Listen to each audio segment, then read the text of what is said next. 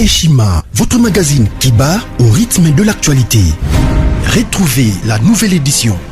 Exclusivité, alors que la RDC sort progressivement la tête de l'eau après la crise sanitaire Covid-19 ayant fragilisé les économies du monde, Eshima Magazine présente à la une de sa 15e édition la ministre de l'économie nationale, Acacia Bandou-Bola, présente son bilan depuis sa prise de fonction. Relance économique, Acacia Bandou-Bola Mbongo donne des signaux forts.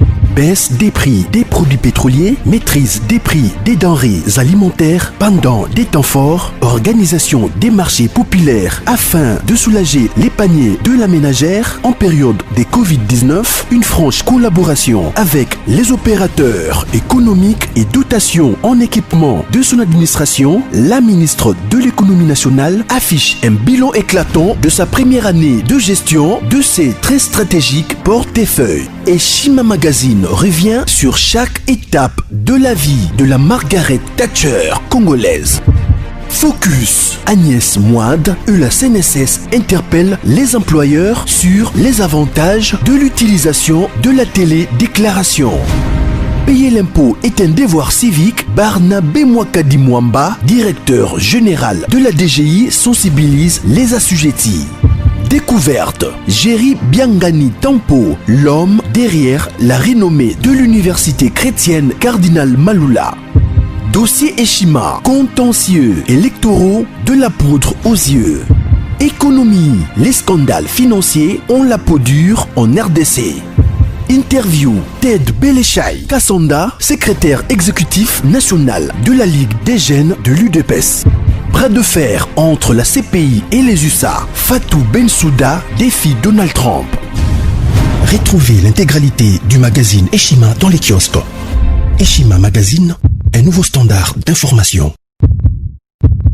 Mbote na bino bande ko balandi obo zili baku monene ya kolanda biso na chaîne na bino obo mesana ngo mingi rimer de Kinshasa pe émission na bino basango ya Congo na tolisa mina sai pe na sango mingi pote bokoti singa na betando ike na bino sans audience sans rendez-vous mokolo ya lelo na vraiment na sango mingi na mokolo ya lelo to kolobela actualité politique ya mboka na biso na zalinga imoko te pona kosala analyse mokolo ya lelo mais na zalina invité de marque na koloba bo invité moko obo yebi mingi aloba bien, il s'appelle Trésor Lumbu. Botuni sur Trésor Lumbu Sunan, alias Abesholi. Ah, ben mbaki na mokonzi pa mokonzi ya mboka na cadre de consultation, le to yamba to beta actualité politique ya mboka Congo. Mais tu peux nous ba siéger to lo mokolo, tikana yamba d'abord la personne biso, na pesa yembote ndeko Trésor Lumbu. Abesholi, Mbote na yo. Mbote vraiment meilleur journaliste ndengo ya minga na plateau ya Sangwa Congo ya Kitoko Boye pour na ko informer peuple congolais na réalité politique pe la politique de l'air en République démocratique du Congo.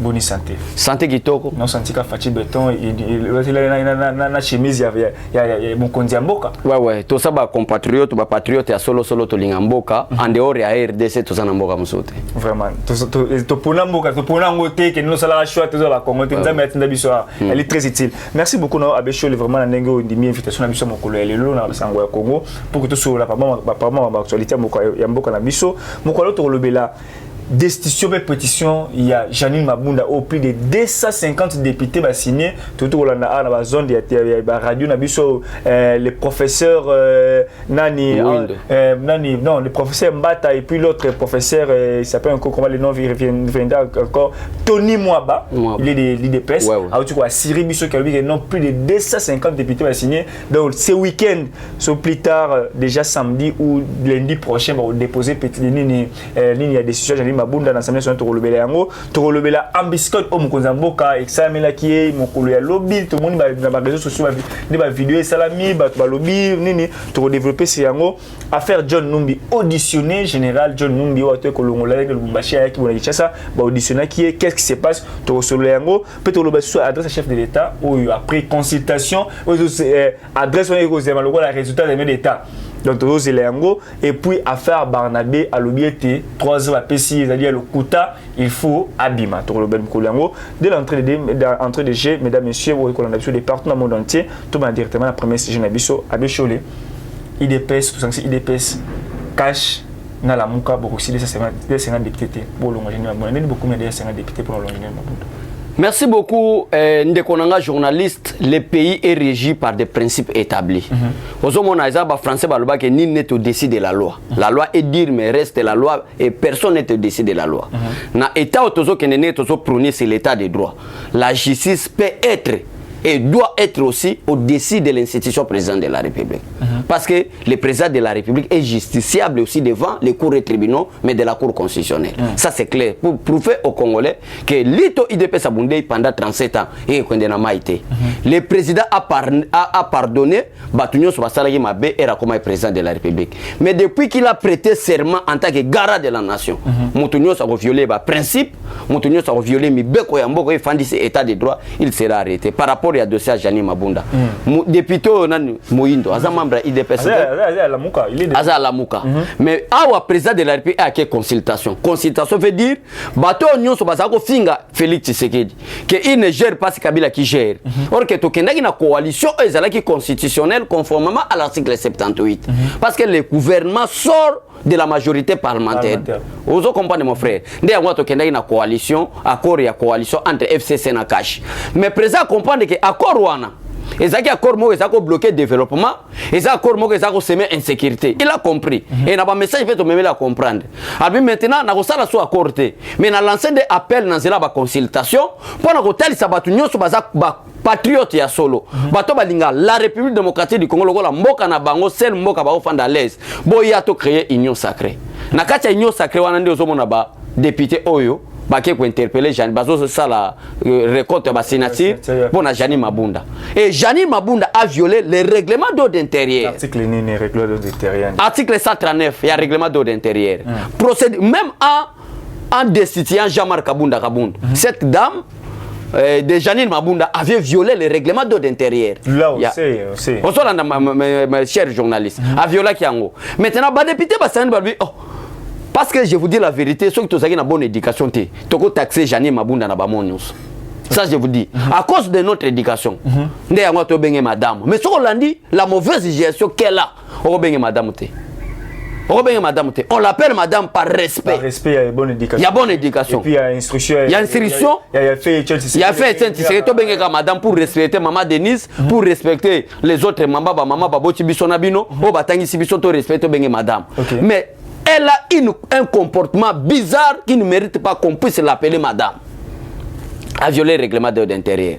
Alors, si on soit député, Moro Yalokuta, pour être même un dossier, on a un conseil d'État. Or que le Conseil d'État a traité la makambo ezota la chambre batoté. Conseil d'État a traité la makambo ezota la mibeko zo régir ba congolais nyonso, par exemple la constitution, les lois de la République et autres. Mais makambo règlement d'ordre intérieur. Conseil d'État bino je suis incompétent. Na ko sala makambo etali chambre na bino te. Lokola a violé règlement ya chambre na bino. Bino moko bata chambre, bo kende bo traiter yango. Ndé wana récolter ba chambre bino.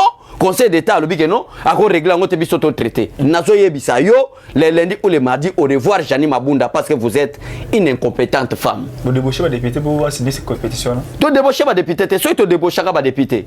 Mais le président de la République a nommé Balamour informateur. Tu débauches à Moutamouté. Mon conseil va débaucher. Et Zali est Joseph Kabila. Comment est-ce que Olivier Kamita a comment perdu? Comment est-ce que Tibala a comment na Premier ministre? Mon frère, conformément à l'article 78 de la Constitution, le Premier ministre a bimana kati ya majorité. La majorité, il y a une plateforme électorale, mais la majorité, il y a parti politique. Parce que FCC, ce n'est pas un parti politique. Ce n'est pas un regroupement politique. Mais c'est une plateforme électorale. Les gens qui juriste sont parvenus en lisant la Constitution, de son premier article jusqu'au dernier article, ils ont la place Mogote, président de la République, à quoi de sa premier ministre. Mais on comprend que l'ordonnance qu'il a fait Tibala, Premier ministre, c'est même personne qui a signé peut destituer les premiers ministres. Ça c'est premièrement.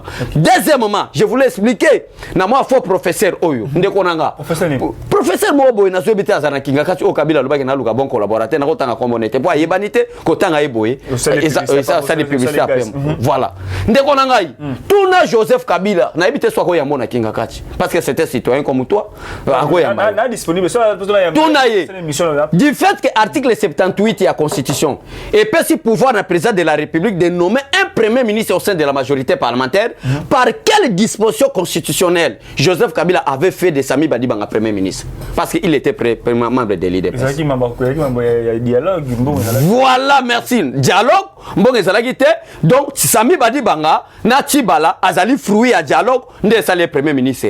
Le président de la République Félix Tshisekedi aussi nommera un premier ministre par rapport à la décision, il y a consultation. To zwinde, to yeko li paye pas na bangoti. Et ça, jurisprudence, parce que Kabila était président de la République avant Félix Tshisekedi. Après, si vous avez expérience, au cas où il y a des crises, on peut nommer un premier ministre après consultation. Ok. Aux Hollande, Joseph Kabila, article 69, il y a constitution, il président de l'arbitre, arbitre et garant des institutions. Joseph Kabila était d'accord. Na Félix Tshisekedi, parce qu'il y a un Tshisekedi qui lutte pour l'état des droits, il est d'accord. Tous une expérience na bango mais papa journaliste ont posé une question bango peut baser expérience na biso to sali ka échange nemi mwila ne comment ça la peut marcher na mwana muke à 3 ans oh ba yiko marche les hommes de la rue c'est les combattants de l'IDPS bango bazaki les hommes des armes au kosoli babesi muma na nzoto ba Thérèse Kapangala combien de sang bakenda wana des expérience na bango bango pe biso beto yekoli que après des crises na kati ya institution na ba décision président ko zo nommer premier ministre to yekoli po Kabila nommer biso Sami Badibanga n'est-ce pas ça une année Joseph Kabila nomma des premiers ministres Sami Badibanga na Tibalanzenze sur quelle disposition constitutionnelle yomo yoki bango balobaki ke après accord de Félix Tshisekedi va nommer si c'est moi si c'est aussi vous si autre personne en tant que Congolais a renommé premier ministre Asika conformément après ma décision nini ya consultation. Merci beaucoup Michel pour l'explication. On a nini besoin majorité parlementaire. C'est déjà expliqué dans l'article 78 alinéa 2, le président va nommer un informateur.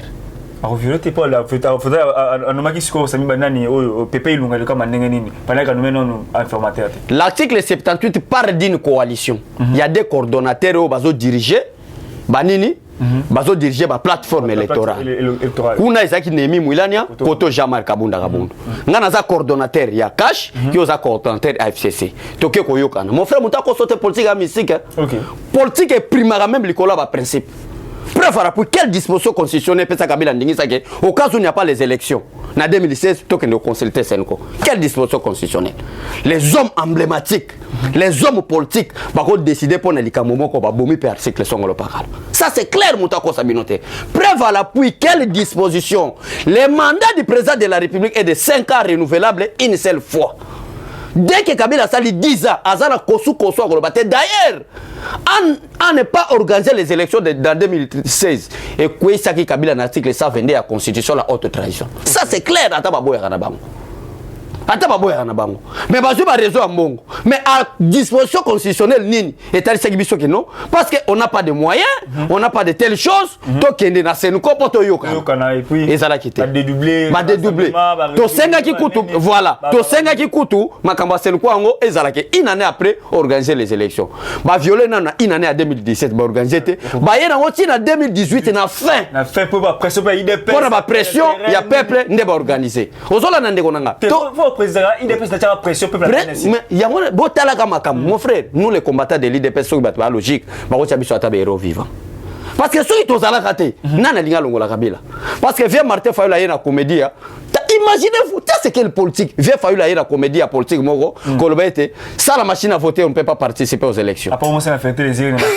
Vieux on a compris de terre. Au lieu que ne bête dans ta musique, na bal po Mikolo abada na musique na moni ke faire na ba fali ba melise na pema na voix. Mikolo na komi mona na musique. Est-ce ko ka musique? A komi na bali. Le roi Maradona ku fenga ka passer. Tala nan, alinga remplacer Maradona. Tala kindoki yango. Ozoko ka politique te. Mais biso to ko ta to bike nous les hommes forts. Oh to banga Kabila te. Biso to tikala ko considérer Kabila comme chef de l'état te. Depuis à la coup d'état en 2001. Si à la fin, tu conduis tu sais que tu as flatterie avec Félix Tshisekedi, tu as la politique à l'écobo les Rena pour récupérer le pouvoir. Diplomatie. La politique du corbeau et les renards. Comment flanter un dictateur qui a pris le pouvoir en tant qu'un mineur? Parce que c'était une malédiction pour tous les Congolais d'avoir un président comme Joseph Kabila à l'âge de 28 ans. Maintenant, Kabila a commis président dans mon à 28 ans. Élection, ah, même si on a élection, Kabila a fruit à coup d'État. On ne peut pas parler de Joseph Kabila comme président de la République si Mouzé était là. On a parlé de Laurent Désiré, de Joseph Kabila comme président de la République après coup d'État réussi. Il y a Laurent Désiré Kabila. Et toqué dans Sun City, Moutakenda Ginango Kabila te. Sun City est allé fruit, il tient Tshisekedi. Voilà, nazo biso Sun City au Balobaka. Kabila a perdu de la démocratie. Quelle démocratie? Moutawuti Tanzania ou Asali même pas 3 ans. Aïe na Congo sans passeport. Un réfugié à 3 ans demain comme chef de l'État congolais. Comment est-ce que nous les Congolais on peut le considérer comme président de la République? Posola nande konanga. Na koyebisa ndeko nanga papa journaliste merci na ba question. Bazana leçon ya kopesa ba congolais te. Bazana notion à côté ça biso te par contre biso. Osomona ba minimiser ba congolais ba combattant de l'IDPS. Tant que côté na parlement debout IDPS viva. Tant la bato balexa. Oh bata sans été. Bata sans été. Maintenant to terre na bata INC politique. Posola to expliquer bango ke mbongo alete za mbongo aleta. Eza mbongo te oyibi oke pesa moi c'est après pour que ne bolo. Te abela TV wana ebi bien akosa. Na ebi fait caméra. Ah tika. Ah abela te. Si on a l'erreur, Bimisa qui a fait ici, on a déclaration, ça les a déclaration sanitaire. C'est les lettres pour nous soutenir ancien séjour à Bango, que non, chef de l'État. Les oiseaux de même plumage, mon frère. Kamera Tigalo en opposition. C'était un mercenaire de Kabila auprès du président Félix Tshisekedi. Mais je te dis la vérité. Moutoua INC sur Gaza. Fativitch, en 2018, pour le président. À ça la Fatite, dès que le président Félix. Fatina Fativitch, on a des accombos bisoto pesa kiango. Parce que bisoto zabata bolingo. Yango zomo na tato kutana journaliste amayele lokola yo kokangate. Parce que na ça la politique na barizete. Et nous ça la politique ba rizo kokangama. Na ça la politique motema ouvert na zo ba makambo za bosolo. Félix Tshisekedi atikalo ça la déclaration de caméra ya soutenir nga. Mais Félix Tshisekedi a fruit à base na ye. Ya peuple au balinga, ya biso ba bécholé. Quelqu'un comme Martin Fayulu vient me diriger en République démocratique du Congo qui a violé même le règlement d'ordre intérieur à Lamuka. Ouais, le qui pour être candidat comme de l'opposition et c'est un parti politique avec une représentativité au niveau national. OK, dans le village même il y a Martin Fayulu il a un parti politique na combat décidé. Village natal na. A vu en plein cas Nicolas après l'élection parce que Moïse nani nini batindi basali a qui au planter ba parti na mongo baza pesa na Lamuka. Je vous dis, mais quelqu'un qui ne représente rien, même ngane na zabo na zana leadership par le Martin Fayulu. Je vous dis la vérité mon frère. Dans le besoin makamba solo. Alors le qui va la victoire, Martin Fayulu qui est victoire. Na soye bise ba robele la nga yete. Soki tembe ya to sala expérience yo mo. Alors le quoi to saki na dossier Vital Kamerhe. Exemple oh ils assirent comment on a que makambo na oloba eza politique à l'okutate depuis Kamerhe kenda boloko coronavirus et beta sur la présidence c'était bato bakufa raté mon frère on a yebisa yo ezali corona te biloko eza ko betama corona eza suta mais ti lelo corona eza mais depuis comment est-ce que corona ngo eza ko bomaka bato yo bazana obédience ya IDPS en attendant le cabinet du président de la République était divisé en deux partis politiques INC et IDPS et par rapport à accord au bato balobaka Félix Tshisekedi a signé Vital Kamerhe na kati ko balobaka Vital Kamerhe devait être premier nani directeur du cabinet par rapport à notre amour yango na biso ke biso tango to lobato makamba solo moyo kanganga ezate par rapport à notre amour to bike le quoi to réussir primaturité pour être Vital Kamerhe doit poste à premier ministre le quoi l'élection Félix a gagné mais yo moko yebi ba principe établi pour être premier ministre l'IDPS ou les cash n'avait pas obtenu la majorité parlementaire na bolingo na biso to bite so to tigi ndeko yo amona mabe ya ko to commissaire ta directeur cabinet kudo yi poste ou chef de atnagene pona ou lingi poste ni ya lobi directeur cabinet or que intention pour la ki yango ezai pour na renuire na Félix Tshisekedi mon frère to comme na présidence na Union africaine mais kuna présidence c'est ça qui divisé bataille IDPS ba comment lokola ba cousin ya INC donc pouvoir eza INC biso ba cousin na bango non, coincé bino. Caméra zo coincé même président so bimisa. Je dis des choses frère. Président so bimisa mbongo pona okende loger bato na hôtel na poto na mission au président za okende. Bato INC ba ola na ba lix mais bato IDPS ba sangani na chambre moko 6 personnes. Des choses vraies. Je vous dis des choses vraies. Vous découvrez le coup de président. Na découvrir ta na kuta na présenter. Muta okuta na présenter il y a des conseils na président na okuta to solo là. Il y a plusieurs personnes pona webso qui to kosa bata mabe. Wana premièrement. Deuxièmement, Kamerhe, en tant que directeur du cabinet du chef de l'État à l'époque, n'est pas collaborateur du chef de l'État. N'a découvert un na président. N'a découvert un na président. Il y a plusieurs personnes pona webso qui to kosa bata mabe. Wana premièrement. Deuxièmement, Kamerhe, en tant que directeur du cabinet du chef de l'État à l'époque, n'est pas collaborateur du chef de l'État. Il y a des collaborateurs du chef de l'État. Il y a un adversaire chef de l'État. Non, d'abord, comme Banana a expliqué la collaboration. Il n'est pas le collaborateur du chef de l'État. Selon la Constitution, nous n'avons que 4 institutions.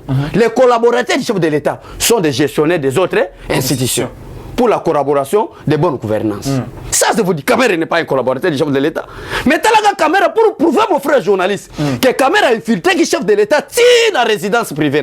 Si il fait ça sur la table, il peut la table, chemise à pembe. Même chemise, même costume. Et tu président. Donc, pour faire ça, on peut s'emboîter à gauche, Kamera peut s'emboîter à droite. Ça, c'est quelle impolitesse politique. Ça, c'est quelle indiscipline politique. Kamera Pembe. Kamera Pembe. Quelle est-ce qu'on a présidence? Là où président Azali et un directeur de cabinet ne peut pas se représenter pour prouver, mon cher journaliste, que Kamere était le directeur de l'ANR auprès du président de la République. Troisièmement, depuis que Kamere a un boloko, le dossier fuit sur la présidence. Est-ce que vous sous président de la République dans la toilette dans la douche? Complicité na lidi moko bazaka benga soki omeonga soki lidi moko bazaki mutu ya ko kanga ba photo pona ko ridiculiser le président de la République. Mutu normal. Même Yesu kuto aye nzambe le roi des rois Yesu. Akitina mabela zo lia lilala na balabala pe azoteya. Si on ga Félix Tshisekedi oyo aliate alo baba tala ndenge président aliate. Tala ndenge président telemi. Complicité à Vital Kamere. Alors, mon frère, j'ai eu des problèmes avec les autorités de mon parti. Parce que nous avons mon caméra. Et là, on frappe, non, parce qu'à l'IDPS, on respecte tout le monde qui nous rejoint. Non, abaissons les pasteurs Guili. Frappe, vous avez ta caméra dans la coalition. Les lobes, vous avez fait ça réseau. Caméra n'est pas dans la ah ben la nette. Jour caméra ko bima ko mona force na obimisa bato na balabala tina présidence. Il doit rester là. Il y a des docteurs qui vont s'occuper de lui. Talanan un ministre. Un ministre de la justice est incompétent.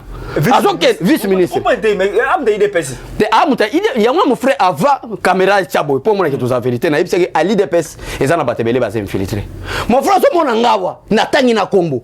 Vient na nga moko ya IDPS oyebi asala ba succès pe na ba base. Na ko tanga communauté po alinga ko loba mingi ke no tanga komo na nga be show les autres succès na komo na nga. Pona bassesse na ta c'est la bassesse na tanga communauté. Ayaki ko luka nga na ketch na $5,000 au caméra zo pesa pona comme communicateur na. Mais je te dis bala nous ça IDPS na 10e de au monde. Va convaincre parce que va sentir que $5,000. Attends, ça c'est la bassesse. Ça c'est la bassesse. Donc pour le retard son nini ndekonanga politique ça là on a motema malamu. Là où Félix Tshisekedi a violé, le col a violé. Attaba ba connaître parce que Azaka Félix Tshisekedi moi en Thomas Tshisekedi wa mulum. En tout cas au perdre. Tala lelo caméra. Politique bébé. La loi électorale interdit toute personne à emprisonner à la candidat. Ba poste électif nyo caméra aux wata tikali kana ba poste à chance à nomination.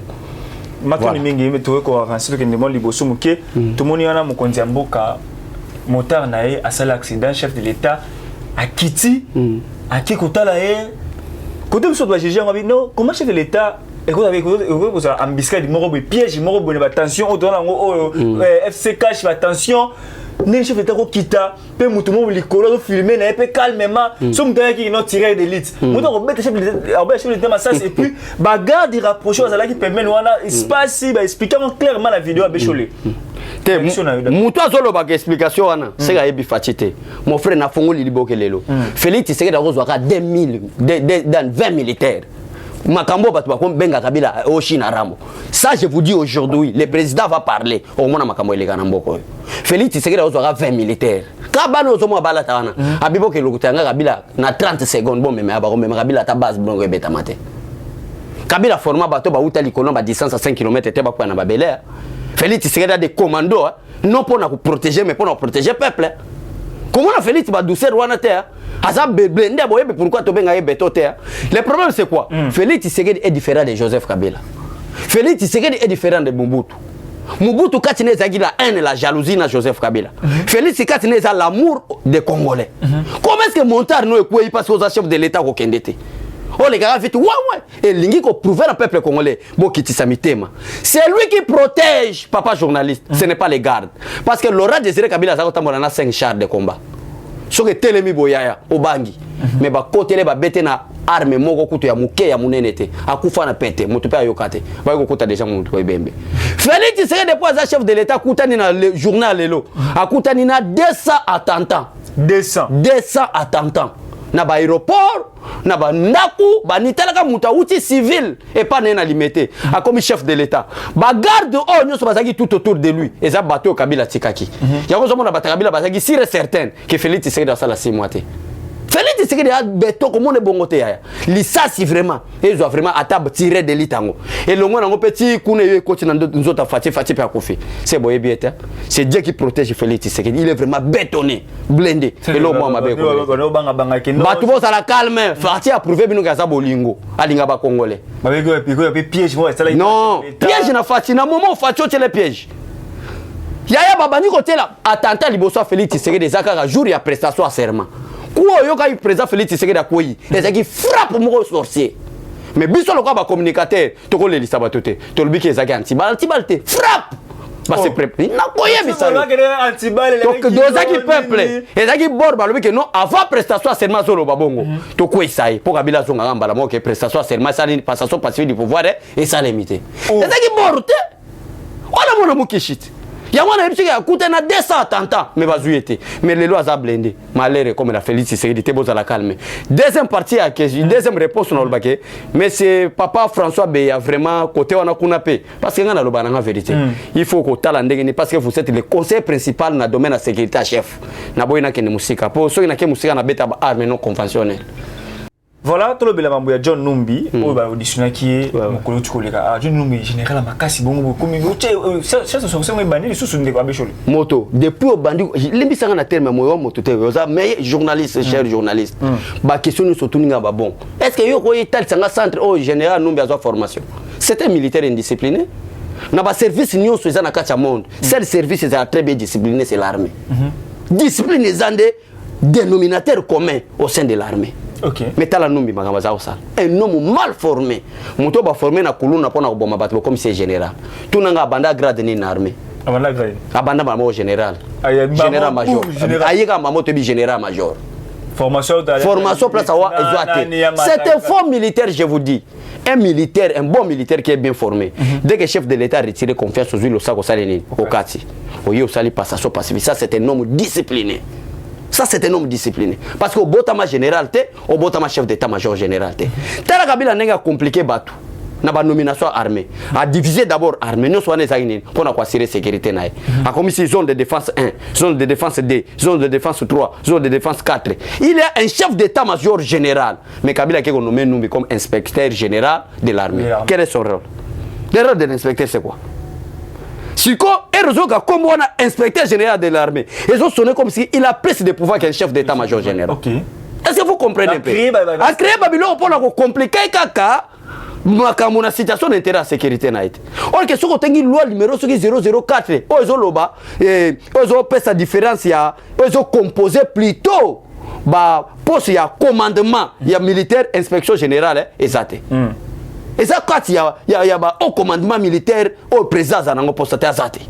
Donc na quand président na tant président zali na nini wana babengo nini tant président zali réunir ba généraux nyonso ga peut-être azana pesa commandement moko réunir bango nyonso inspection de l'armée kota raté ba kota raté c'est un rôle azana rôle te ma créer ngo karaboy n'a rien à voir. Mais créé un gobo. Mais bagépé ça un mouton qui est mal formé. Nous n'a jamais été formé. Sur hôtel longi no mone que mission Maïma ce n'est pas un militaire. Talé longi Mouza Mabé, tala John Numbi. Au moins tout à fait un civil un kuruna du Rwanda, basé par le commissaire militaire na Congo. Babengele ke nini vraiment yaki makabuya oh Joe akufa o nani ça peut encore comment les messieurs azana ba problème na ba infraction criminelle ba crime asali o azali na compétence internationale azape na ba crime o asali na compétence nationale yango na c'est un fond militaire o bi que c'est monsieur là John Numbi auta o la commissaire général de la police OK chef d'état-major et armée chef d'état-major à force aérienne atamboli na ba poste na simba poste kali ba poste nyonso kali kolo mais soko tunie mulani no kota armée grade liboso zo na armée mas mon frère journaliste ba grade na armée ezala graduel ozomata o bandaki no caporal tala bisono to bandaki ba parlementaire debout malem au commis président parlement debout communicateur et parce lobby pe facial bi non c'est monsieur est très utile yaka beaucoup de peine chef de l'État. N'est-ce pas il y a 5 jours, j'ai raconté le président de la République 3 fois. OK. 3 fois, l'espace à 5 jours. Donc, c'est-à-dire, Makamuno c'est Bandagana, c'est Ozo Matamuke. Mais John Numbi aye na République démocratique du Congo. Avec l'intention de balkaniser la République démocratique du Congo. Ba nommer Tango Fort na place naï. Au lieu ya ça la civiliser passation pacifique, il y a Akangami na ferme naï. Au place bakenda Oboma Bachebeya, au place bakenda Osala Bassasina. Okay. Ah, comme il ça la déclaration que je ne suis pas n'importe qui. Un général mal formé qui fait une déclaration que je ne suis pas n'importe qui. Pendant que vous avez une fonction pété. Mon frère, merci beaucoup au Conseil national de sécurité, Ali Ambouma.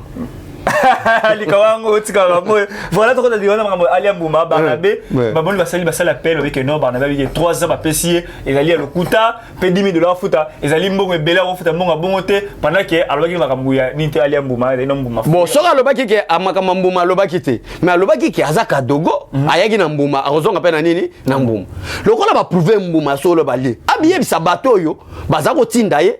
Ndeba salanine ba beta mbuma pour ba libérer aloba ki clair abiki ezaka na chaîne ya YouTube ya mwana mwasi wana te mais aleka na ba chaîne beleti na ba télé 50 azako loba ke ngana za militaire na yaki na manduki na ko bima pe na nini na manduki yaya iza moko ya exemple ko tali so cher journaliste ke Kabila za gaillard ay le côté politique et intimidation pour ka tiki su gebele na mandefu pour na ba kisaba na mike mais bato baza misu kemba bo tali bo albise mese peut-être il manque gilet au kata suki ou bien za na coiffeur tende atike bele mais mutu muso ko banga suki na mandefu wana un homme d'état utika suki tala mandefu tala un président de la République démocratique du Congo. Pas n'importe quel B. Un ancien président, un sénateur à vie. Aujourd'hui, Talaka Fumba Suki. Aujourd'hui, peut tentir à Pembe au Tielo la Oazé. Ok, à Oazé, c'est un original. La bassesse politique Batoubaye dirige Bisso. Alors pour nous ça peuple congolais, vous allez calmer Barnabé et le gars ça les erreurs. Ça l'appelle, ça l'appelle les erreurs. Kuna kota qui n'appelle à qui kuna, ils ont des places bateau ba respecter. Place ils ont 5 ans bêta 5 ans. Parce que infraction Barnabé à ça chef de l'État c'est le garant de la nation. Chef de l'État c'est le premier citoyen de la République. Chef de l'État Moutako Kangé na Congo azate. Ça je vous dis la vérité. Ataba quoi ça Bisso la constitution que la cour constitutionnelle là qui est le juge naturel chef de l'État. Il y a des procédures normales où un procureur peut interpeller le président de la République. À l'exemple, talana mutuloko la présidence Sénat. Asali babi ebele. Tant je sais comme obenga ba Sénat ba lobaginin. Il faut enlever des humilités. Mais un chef de l'État, garant de la nation. Na rekene na convocation ti na parler de la nation. Na cité l'Union africaine. To inde la bango. To chité ato successivement après qu'on va suka passer TV Ngonga au Cholet. Adresse chef de l'État mokolo ya dimanche au déjà na 14h. Chef de l'État aux la devant bato ba sala été azalawana na mandat oyo batinda ki pour le bon Samboka Congo Fachi Béton tout le monde quand Dieu étant aimé le Congo il envoie Fachi Béton pour dire avant la bosse ni phase ango faut la banana ko la phase wana pour déboulonner le système sur ni à l'obara voilà dimanche 14h na 5 papa dimanche wato sala bolo pour télévision na émission kozala koleka match ya Real Madrid na Barcelone dimanche.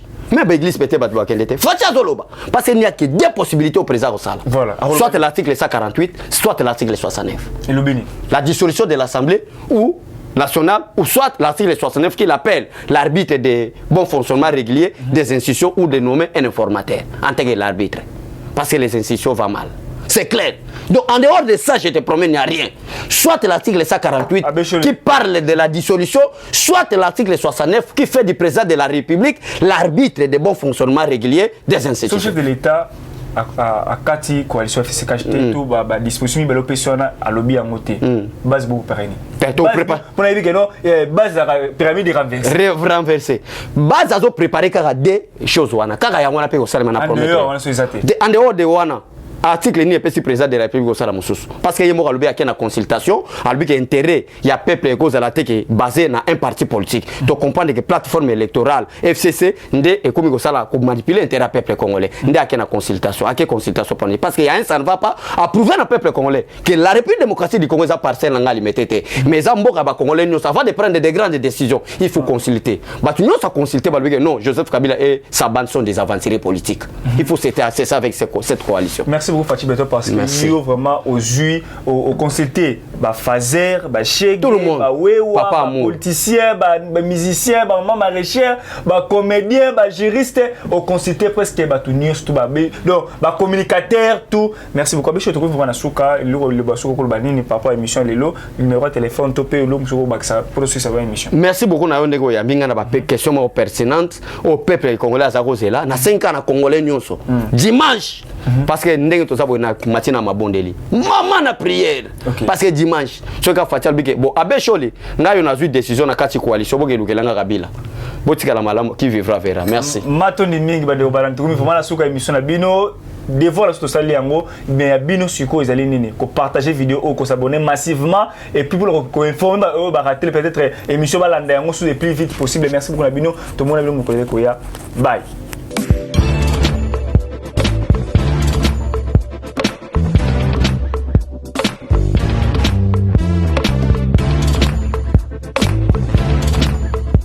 Conteneur yango todo sala adi londolé Feli Mosengo Feli todo sala conteneur ba voiture todo tina Kisasa ba carton ezo kine Kinshasa et en plus la bonne chose voiture na yo ko tina Kisasa te prends pas la tête yela bisongo charger biloko na yo te livrer à domicile sans un bon au teki c'est parti.